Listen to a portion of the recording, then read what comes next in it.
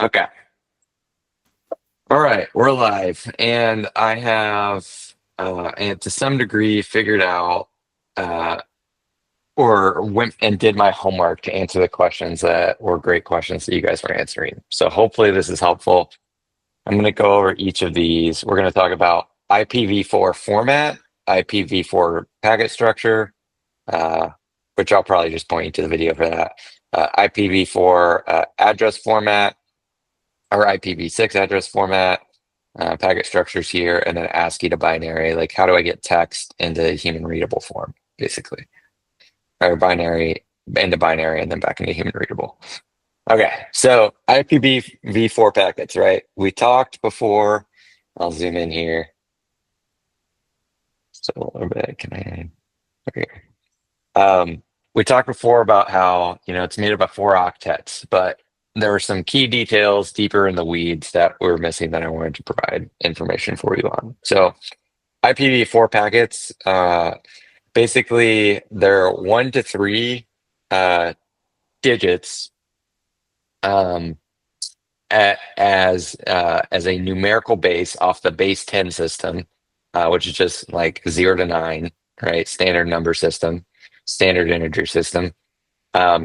That's core that can be either 000 or 2555. So 0 to 255 are the number of addresses we allow for a single octet of integers, and that represents a binary number. And how exactly it represents a binary number is a direct translation from integers to binary. There's a bunch of standard math to do that. You can go look it up. But the thing to note is that an octet, because it's 3 digits, up to 3 digits, has to be represented by an 8-bit number. So for example, this number right here represents up to 2. It doesn't actually represent 255, but 255 is, I think it's 111111111 basically, and can represent a maximum of 256 numbers. But if you include 0, you only get 0 to 255. And this is why this is because we define it that way, is the reason that there's only 8 bits per octet for IPv4.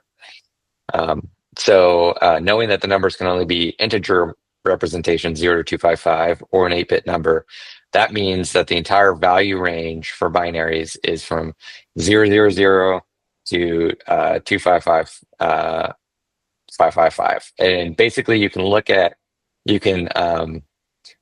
then deduct the maximum number of addresses based on the maximum number of combinations of this to be around 4 billion. And that specifically is why, and this is not right, it's around 4 billion. This was a copy and paste error. But that is why we are limited, because we have more than this many devices out there and IP addresses, is because we only have that many configurations, because each octet in an IP address is 8 bits. And another way to represent this, because binary is 2 to the 8th, and you have 4 of these, it becomes 2 to the 8th plus 2 to the 8th plus 2 to the 8th, which equals 2 to the 32nd. And that's how you can deduct how many addresses there are. Does that make sense? Yeah, that tracks. Okay. And then different combinations of those can represent different like letters and certain layers that translate binary, pretty much, right? If you have Correct. So this is just for an IPv4 address. Yeah. This isn't the packet, but this is the address. Sorry. So in context, like when we were talking about messages last week, then Yep. you still have like these 8 bits per byte, and there's translation layers that translate different combinations of zeros and ones to be like letters or numbers. Yeah, right? we'll talk about that. I can actually go straight to that real quick. That's ASCII. There's other formats besides ASCII, but ASCII is the most widely spread one. And it is basically how you convert characters into integers and into binary. So what they do is they take all the characters in the ASCII set, and there's quite a few of them. You've got your slashes, you've got your lowercase capital letters, you've got numbers, you got all this different stuff. You don't need it for number. It's actually just for characters. What they do is they take that character and they assign it an integer. So for example, capital B is assigned the integer 66. And then the integer 66 is represented by a 7-bit binary number. It can actually be represented by a 6-bit number. 66 can, if you just, I think it can. Maybe it can't. Ignore me. I'm about to like confuse myself with binary. But all ASCII characters, some of them are in the like 3 digits, because you'll have like, some character that'll be like 126. And because of that, we have a 7-bit binary that we use to translate them between each other. So if someone sends a character over a wire, they're sending binary, but the binary format is the ASCII standard. And so they know how to back out that character back into a human readable character, and represent that to a human on a screen. Does that make sense? Let me know if it doesn't. I'm happy to explain that more. Yeah, that makes sense. Yep.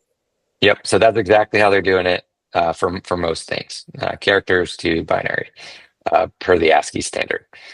Let's talk about IPv6 packets real quick, or address real quick, and then we'll jump to packet structures. So for address format, it's a little different. We ran out of packets here because we only had 4 billion, and we know we needed more. So what we did was we came up with an IPv6 format, which has similar octets, like in between the decimal points. And the octets are 0 to 4 hexadecimal digits. And we haven't covered hexadecimal yet, so I'm going to cover it. But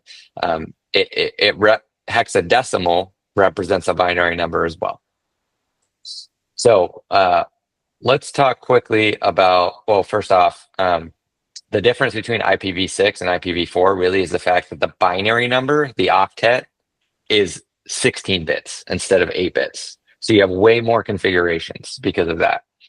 And it can represent a maximum number of 65,000, right?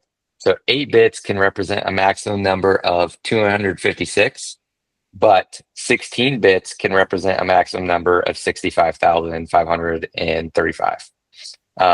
And in reality, if you include 0, it's actually 65,534. It's just this many numbers, but these are the ones that can actually represent. And so the IPv6 octets, since they're 16 bits, they can only be between 0 to 65,000 if you were to like look at them from an integer perspective. And they can only be from a value range from, they also, instead of like only 4 octets, they have 8 octets. So it's 16 bits and 8 octets rather than 8 bits and 4 octets. So there's way more configurations. And a maximum range of, FFF, FFF, FFF. And we'll explain what that means here in the next slide. So this gets into what is hexadecimal. So let me talk about that first. Hexadecimal is a base 16 system represented with an alphanumeric representation, textual representation. So base 10 that we're used to working in is 0 to 9, but hexadecimal is actually 0 to 16, which is useful for 16-bit representations because a lot of representations in computers are better represented as like 8 or 16 or 32 or 64 bits, and they usually go up by 2 from there. But because of that, we came up with hexadecimal, which is 16 bits, but the 10 through 16 are represented by A through F in the alphabet. And so in the English alphabet. So I just tried to like show you exactly what they correspond to. F corresponds to the number 16. So 16, 16, 16, 16, decimal 16, 16, 16, 16 is what this is representing. And that gives you, on a base 16 system, the number of configurations in 16-bit octets with 8 octets total. Gives you a total number of addresses that is that number. And if you're wondering what that is, it's called 340 decillion, but basically a astronomically big number. and it's represented by 2 to the 128th power, or and the highest address in the form is that you can represent in the number is consistent Fs across the board. Ron, what did you search in Google to find out undecillion? Like, did you search like? It came up when I Oh, you typed automatically in the did it. number. Okay, I had no idea what it was. It was just like, hey, this is 340 undecillion. got it. Or yeah. So I didn't even know we had a number for a number that big, but obviously that's a massive amount of IP addresses. And unless we get into quantum theory where we may be able to have, that amount stored in memory, it's unlikely we will ever use that, even if we populate the entire galaxy. So that gives us a safe standard to stay on for the long term, though a lot of people still use IPv4. Okay, so why is hexadecimal used? We talked about the 16-bit structure. The other reason is it's really hard.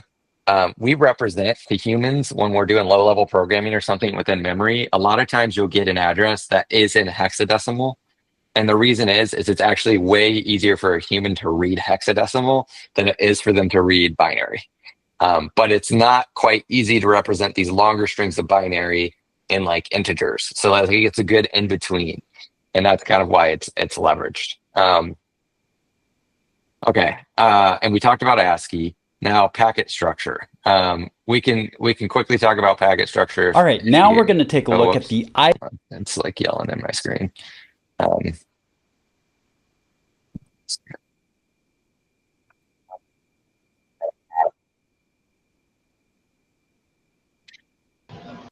think I lost your audio. It's okay. It should be the back. Yep, it's back. Yep. Sorry about that. Okay. Let's make this full screen and let me stop sharing and reshare.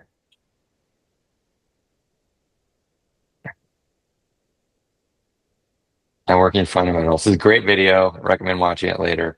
I just want to use it for like talking through the header. So the thing to know is that basically each IP packet, depending on if it's IPv4 or IPv6, has a certain amount of header information and a certain amount of data that it can send, separate from the IP address itself. The header information is all the information needed to like ensure that the packet gets there consistently. You have the source and destination address, the versions, the protocol, the time to live, meaning how long it's allowed to bounce around in the internet before you just consider it a dead packet, other flags, other information like that, checksum to check that all the information got there, and then a bunch of optional information, which I haven't really seen used much, but it's like additional optional header stuff you can send. Separate from this is the amount of packet information you can actually send across the wire.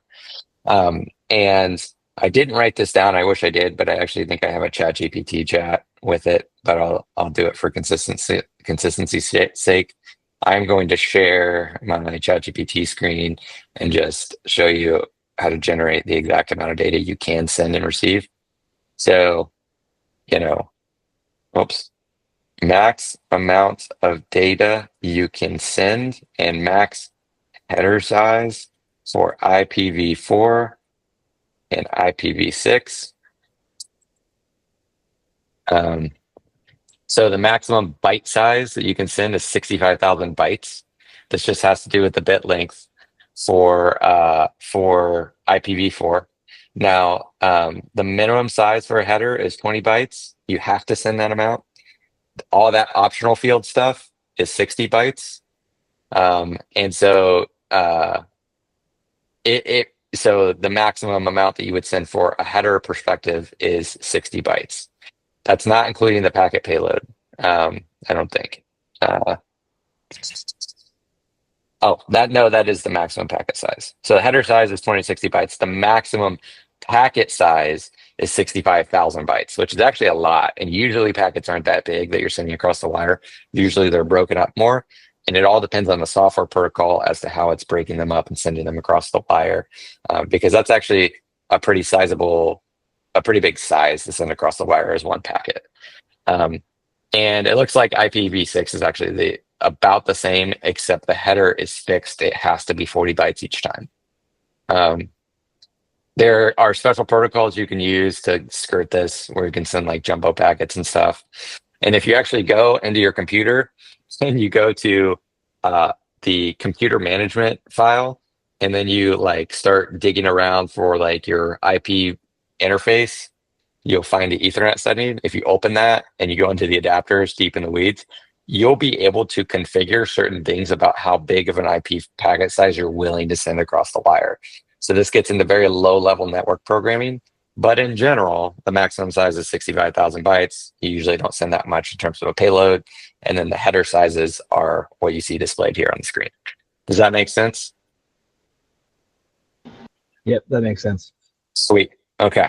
Glad I was able to provide some data there for you guys. You probably won't need to know a lot of that in practicality, just kind of the high level, but it is useful. I realize you guys don't have computer science degrees in the background, so it's probably was really is really helpful to have some basic data about that. Okay, sweet. Let me switch back to the notes here. I'm on Mac now, so the colors might be slightly different, but how do I share? I might just need to share the entire screen here. I can't just select the notes application.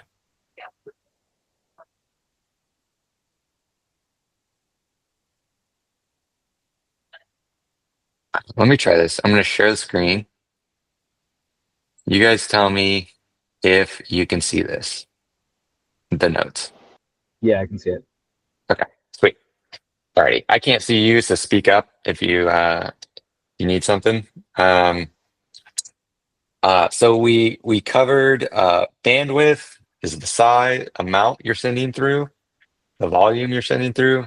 Ping is the physical speed of the packet going across. We covered the electromagnetic spectrum and how there's a difference between light and electricity speeds. Light is faster, electricity is slower.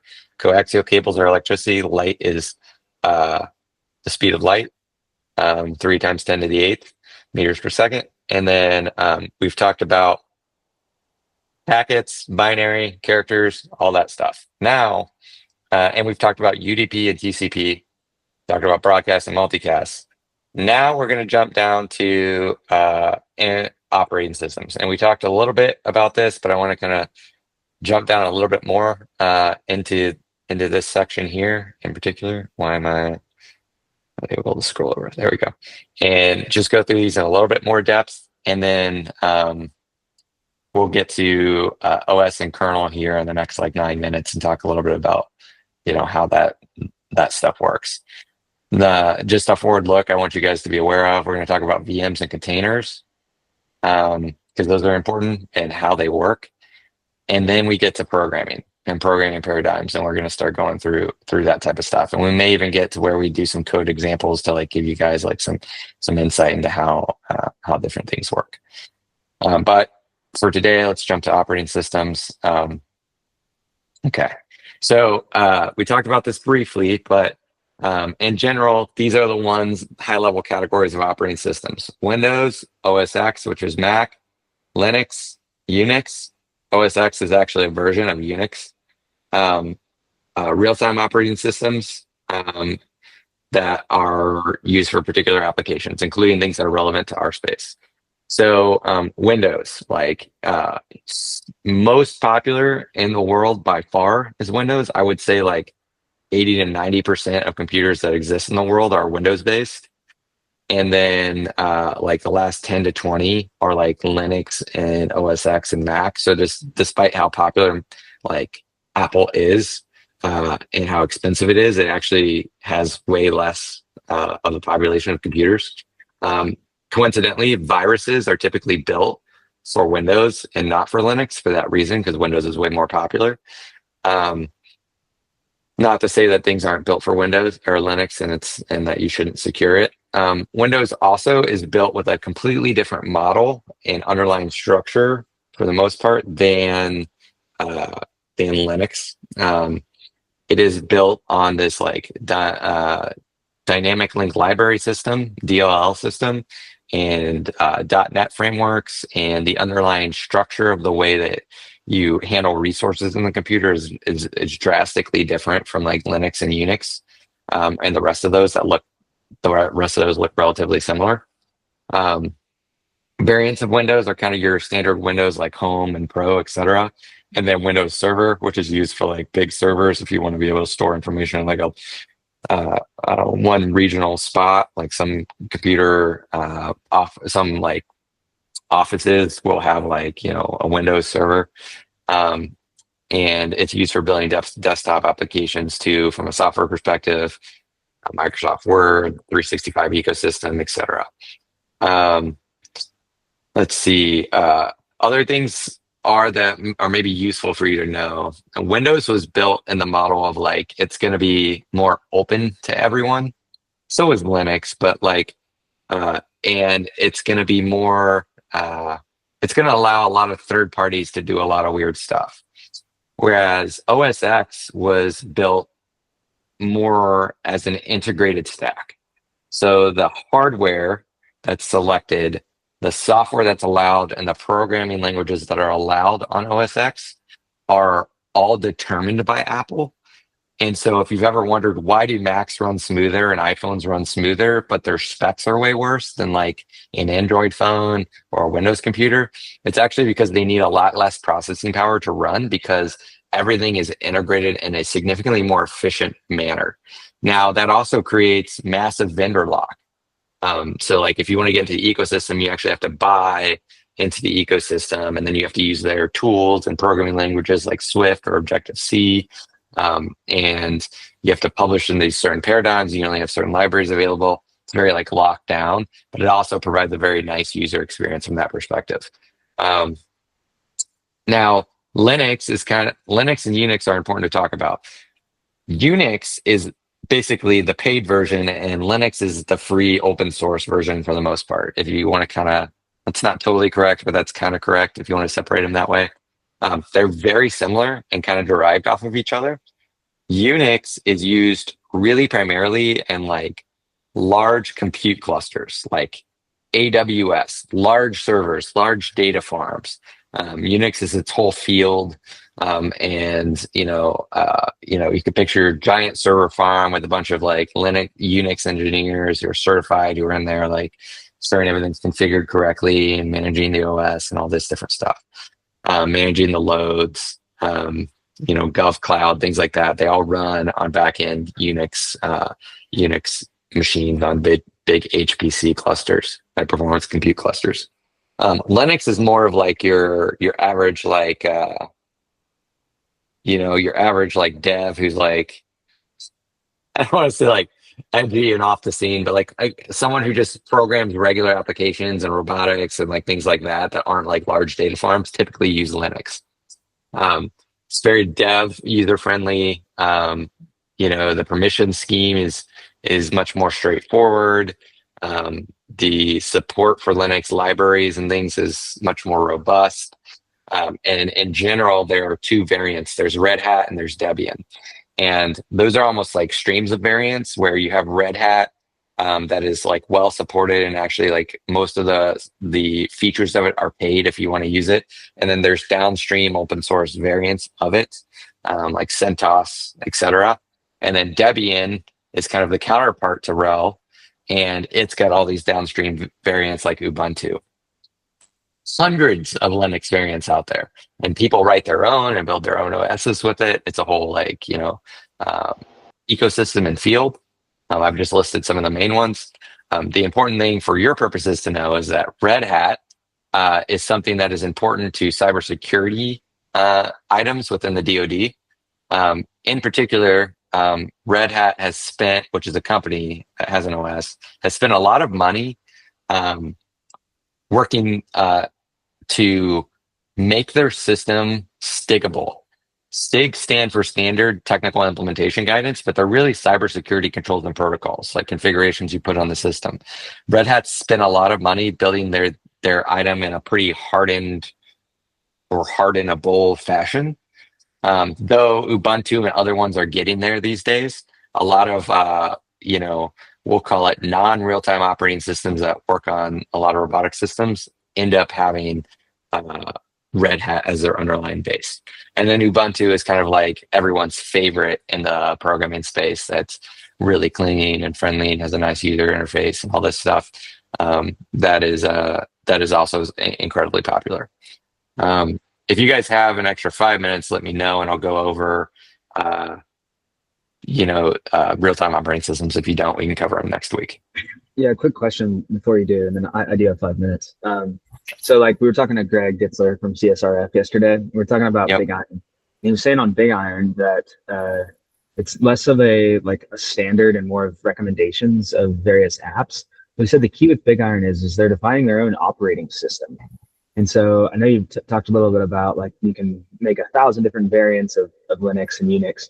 Is that probably what that specific operating system is built in, or do you think it's maybe one of these? Or when you say defining your own operating system, I don't know what that means because the DoD kind of like bastardizes that term. Like if you hear your average general officer, they'll say, I really need an operating system. What they really mean is like, I need tools and applications that I can plug other applications into to like do some function.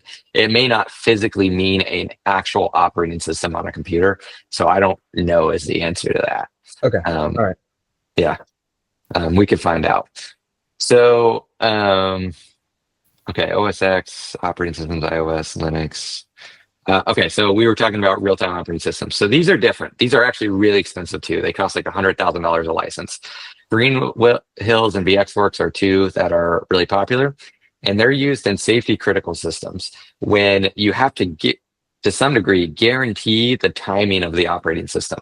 So there's soft real time and there's hard real time. Soft real time is like, I'm going to use my regular computer with one of these other OSs on it, but I'm going to have some timing guarantees and constraints on it. Hard real time says like, no, I have to guarantee within so many milliseconds that some operation is going to happen and that the OS isn't going to get locked up on itself. And that's where real-time operating systems come in. Where they are critically important are like safety critical operations.